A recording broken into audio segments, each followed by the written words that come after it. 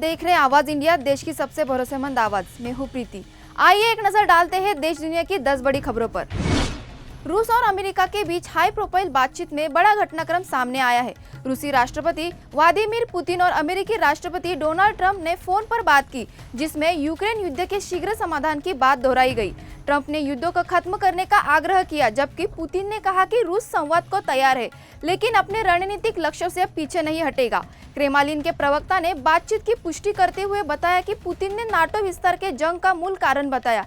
इसी बातचीत से पहले ट्रंप यूक्रेन के राष्ट्रपति जेलेंस्की से भी संपर्क में थे। प्रधानमंत्री नरेंद्र मोदी अपने 5 देशों के दौरे के तहत त्रिनिदाद और टोबैगो पहुंचे, जहां उनका भव्य स्वागत हुआ। पीआरको इंटरनेशनल एयरपोर्ट पर प्रधानमंत्री कमला प्रसाद बिसेसर ने खुद उनकी अगुवाई की। मोदी को गार्ड ऑफ ऑनर दिया गया और कैबिनेट मंत्रियों और सांसदों की मौजूदगी में स्वागत और खास बन गया। एयरपोर्ट पर भारतीय संस्कृति की झलक दिखाई दी, जहां पौराणिक वेशभूषा में लोग नजर आए। पारंपरिक नृत्य और सांस्कृतिक प्रस्तुतियों ने पूरे माहौल को उत्सव में बदल दिया। प्रधानमंत्री का ये दौरा भारत त्रिनिदाद संबंधों में नई ऊर्जा का संकेत माना जा रहा है। प्रधानमंत्री नरेंद्र मोदी ने त्रिनिदाद और टोबैगो में भारतीय समुदाय को भावुक संबोधन दिया। उन्होंने प्रवासी भारतीयों की संघर्ष भरी यात्रा को नमन करते हुए कहा कि वे सिर्फ प्रवासी नहीं, बल्कि भारत की शाश्वत सभ्यता के संदेशवाहक हैं।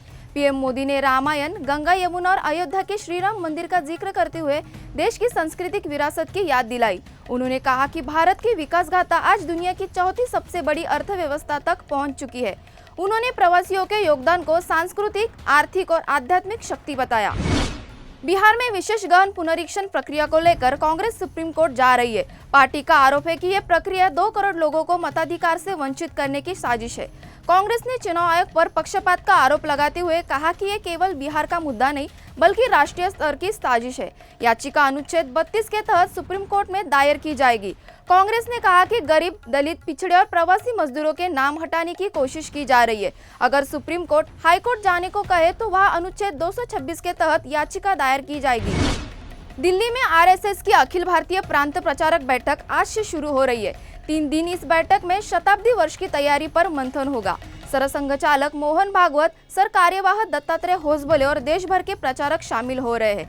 संगठन हिंदुत्व, राष्ट्रीय हित और पंच परिवर्तन जैसे विषयों पर चर्चा करेगा। युवाओं को जोड़ने और सामाजिक समरसता बढ़ाने को लेकर रणनीति बनेगी। ज्वाइन आरएसएस अभियान के तहत हाल के महीनों में 28,000 से ज्यादा युवाओं ने ऑनलाइन जुड़ाव किया है। देश के पहले स्वदेशी रक्षा ड्रोन सिम्युलेटर को पेटेंट मिला है, जो आईजी ड्रोन्स द्वारा विकसित किया गया। यह आत्मनिर्भर भारत की दिशा में बड़ी उपलब्धि मानी जा रही है। यह सिम्युलेटर भारतीय सेना, नौसेना, वायुसेना और अर्धसैनिक बलों के लिए विशेष रूप से डिजाइन किया गया है। इसे प्रधानमंत्री ने डिफेंस एक्सपो 2022 में लॉन्च किया था। यह सिस्टम एआई और फिजिक्स आधारित इंजन पर काम करता है, जिससे विदेशी निर्भरता कम होगी। केंद्रीय मंत्री पीयूष गोयल ने इसे आयातित प्रणालियों पर निर्भरता खत्म करने वाला कदम बताया है। झारखंड के पश्चिम सिंहभूम में माओवादी नेटवर्क पर एनआईए ने बड़ा एक्शन लिया है। आरोपी राजेश देवगम के खिलाफ सप्लीमेंट्री चार्जशीट दाखिल की गई है। उस पर सीपीआई के लिए हथियार, लेवी और कैडर छिपाने के आरोप है। जंगल से भारी नकदी, विस्फोटक और रेडियो सेट बरामद हुए। एनआईए ने आईपीसी, यूएपीए और आर्म्स एक्ट की धाराओं में केस दर्ज किया है। छापेमारी के दौरान मोबाइल, सिम और आपत्तिजनक सामग्री भी बरामद हुई है। बिहार में आगामी विधानसभा चुनाव को लेकर मुख्य सचिव अमृतलाल मीणा ने अधिकारियों को कड़े निर्देश दिए हैं।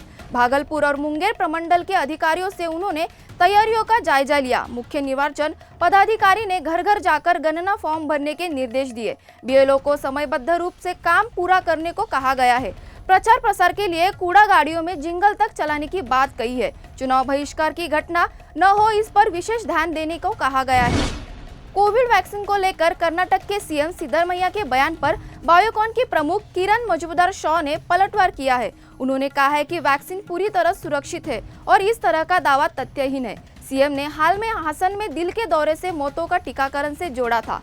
किरण शाह ने कहा कि टीके सख्त प्रोटोकॉल के तहत मंजूर हुए थे। स्वास्थ्य मंत्रालय ने वैक्सीन को लेकर दिए गए आरोपों को खारिज किया है। एजबेस्टन टेस्ट के दूसरे टीम इंडिया ने इंग्लैंड पर पकड़ और मजबूत कर ली है। शुभमन गिल ने कप्तान के तौर पर 269 रन की रिकॉर्ड पारी खेली और टीम इंडिया के पहले पारी में 587 रन बनाए। इंग्लैंड ने दूसरे दिन 3 विकेट पर सिर्फ 77 रन बनाए और वह भी 510 रन पीछे है। आकाशदीप और सिराज ने लगातार विकेट झटके। गिल का ये स्कोर किसी भी भारतीय कप्तान का टेस्ट में सबसे बड़ा स्कोर है।